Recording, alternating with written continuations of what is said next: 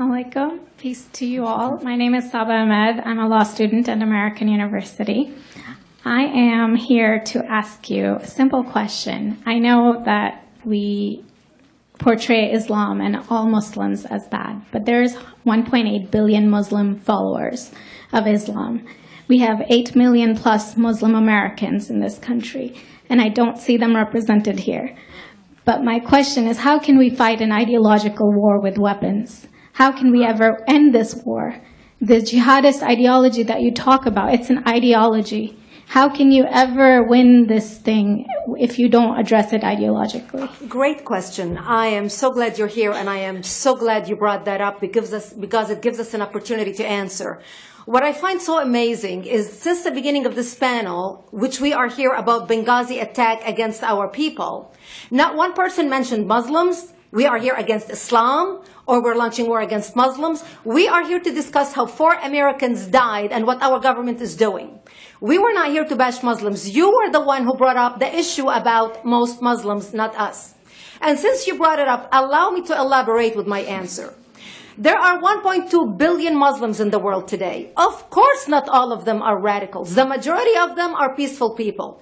The radicals are estimated to be between 15 to 25%, according to all intelligence services around the world. That leaves 75% of them peaceful people.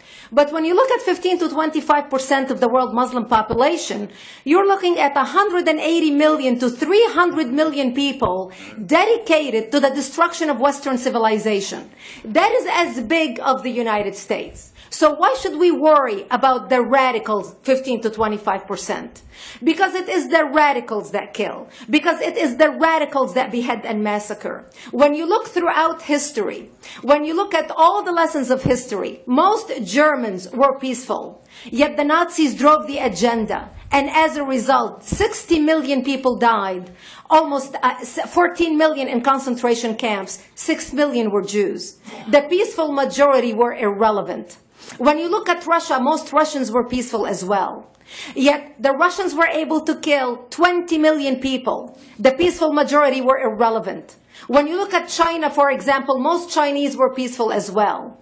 Yet the Chinese were able to kill 70 million people. The peaceful majority were irrelevant. When you look at Japan prior to World War II, most Japanese were peaceful as well. Yet Japan was able to butcher its way across Southeast Asia, killing 12 million people, mostly killed with bayonets and shovels. The peaceful majority were irrelevant. On September 11th in the United States, we had 2.3 million Arab Muslims living in the United States.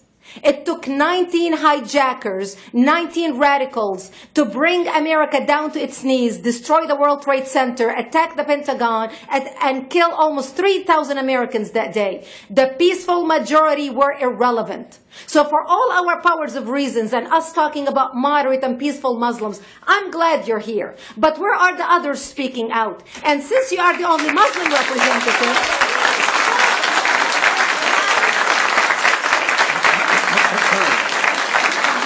save the applause till the end.